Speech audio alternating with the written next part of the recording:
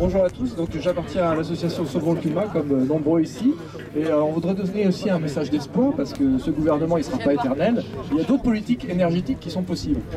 Sauvons le climat propose un scénario qui s'appelle Négatep et qui dit que on a actuellement 17% d'énergie nucléaire en France, pas d'électricité, d'énergie finale, et que il faut réduire de 80% les énergies fossiles.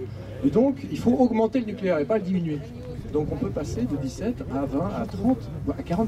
On ne pourra pas tout faire avec des éoliennes.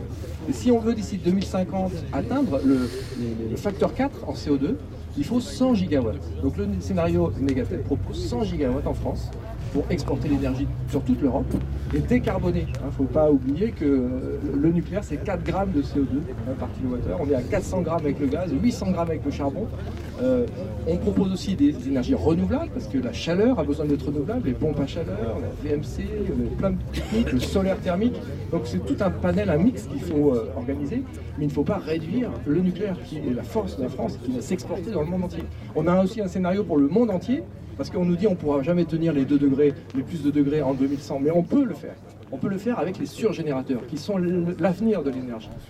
On peut recycler à 99% l'uranium avec des surgénérateurs. Ça marche. Phoenix l'a fait, Super Phoenix. Demain Astrid repartira. Il décompose. Donc à l'échelle de la planète, il faut 15 000 réacteurs. On en a 450 aujourd'hui. Il en faut 15 000, ça fait la moitié de l'énergie dans le monde. Le reste, c'est des énergies renouvelables. Selon les pays, on va adresser les défis technologiques de cette manière. Donc il n'y a pas de stockage du CO2 qui sera possible dans les délais. Le GIEC nous dit, on espère qu'un jour on stockera le CO2 et on va s'en sortir comme ça. Plus 1,5 degré. On n'y arrivera pas dans les délais, c'est trop cher. Donc qu'est-ce qui reste? Il reste le renouvelable et le nucléaire. Donc il faut développer ces énergies. Il faut écouter les scientifiques. Greta Thunberg dit il faut écouter la science, mais elle devrait écouter la science parce que les scientifiques disent il faut du nucléaire, il faut le développer, il faut développer toutes les énergies. Et bien sûr les économies d'énergie dans tout le pays. Il y a la population mondiale qui va croître, on va atteindre peut-être 11 milliards d'habitants, et il ne faut pas déclencher des guerres civiles par manque d'énergie, par manque d'eau.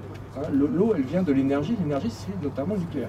Donc tout ça, ça donne de l'espoir, et je vous invite tous à vous saisir de ces opportunités scientifiques pour les défendre dans les médias, dans les cercles scientifiques, pour que les Français comprennent. Parce que pour l'instant, les journalistes n'expliquent pas bien ces problématiques. Les gens ne comprennent pas. Et le nucléaire, c'est un risque acceptable. Il y a des enceintes de confinement, il y a du béton. On a vu qu'à Fukushima, il n'y a pas eu un mort de radiation, alors que c'est un des pires accidents qu'on peut avoir avec ce genre d'outils. Donc on voit bien que finalement, c'est pas si dangereux.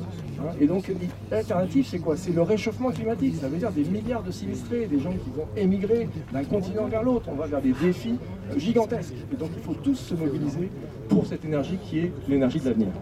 Merci. Bravo, merci pour ce témoignage.